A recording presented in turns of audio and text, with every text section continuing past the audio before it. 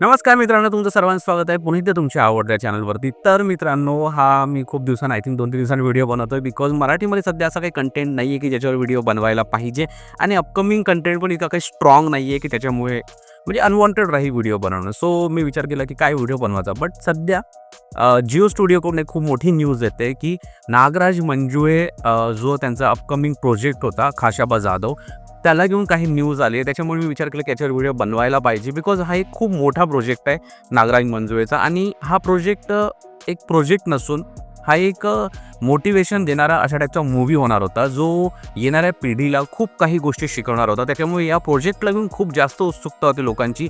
But काय problem झाला आहे काय नाही ते या व्हिडिओमध्ये बघूया. बट त्याआधी तुम्ही जर चॅनलला सबस्क्राईब नसेल केलं तर नक्की सबस्क्राईब करा बिकॉज आपण 5,000च्या खूप जवळ आहो आणि 5,000 एकदा झाले की मग 10,000 करायला मोकळे. त्याच्यामुळे प्लीज सबस्क्राईब नक्की करा. 1 सेकंद लागतो, करा. ठीक आहे.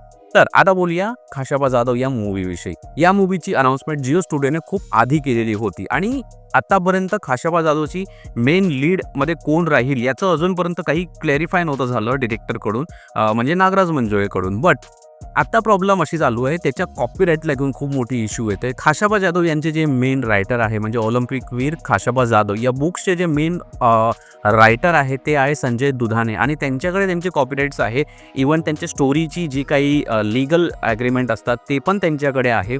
त्याच्यामुळे प्रॉब्लेम असा होत आहे की नागराज मंजुळे आणि जे ज्योती देशपांडे आहे जे सोबत मिळून हा मूव्ही करणार होते, जे प्रोड्युसर होते, त्यांच्यावर आता लीगल ॲक्शन झाली आहे बिकॉज त्यांनी कुठलीही परमिशन संजय दुधाणेकडून नाही घेतली आहे.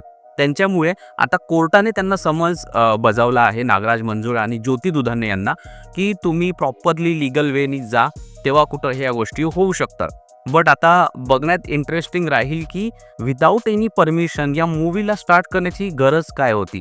म्हणजे ज्याच्याकडे त्याचे स्टोरीचे कॉपीराईट्स आहे, ज्यांनी ऑलरेडी या गोष्टी डीपमध्ये नॉलेज घेऊन त्याचं प्रॉपरली एक्झिक्यूट करून एक बुक बनवली आहे, तुम्ही त्याला सोबत न घेता दुसऱ्या रायटर्सना सोबत घेऊन जर तुम्ही काम करताय तर तुमच्याकडे त्याचे काय लीगल परमिशन्स आहे, तुमच्याकडे त्याची काय ऑथॉरिटीज आहे. तर या गोष्टी न बघता नागराज मंजुळेसारखा मोठा डिरेक्टर जो बारीक सारीक गोष्टींकडे पण खूप लक्ष येतो, जे आपल्याला सैराटमध्ये दिसून आलं, तर या अशा मोठ्या डिरेक्टरकडून अशी चूक होणे ही खूप मोठी गोष्ट आहे. आणि लीगल गोष्टींमध्ये खूप मूव्हीज फसलेल्या आहे.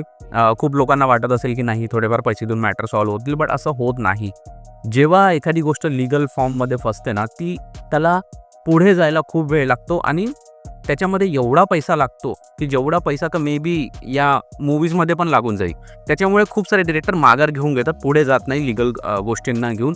तर आता या मूव्हीला घेऊन ना खूप इंटरेस्टिंग सिच्युएशन क्रिएट झाली आहे.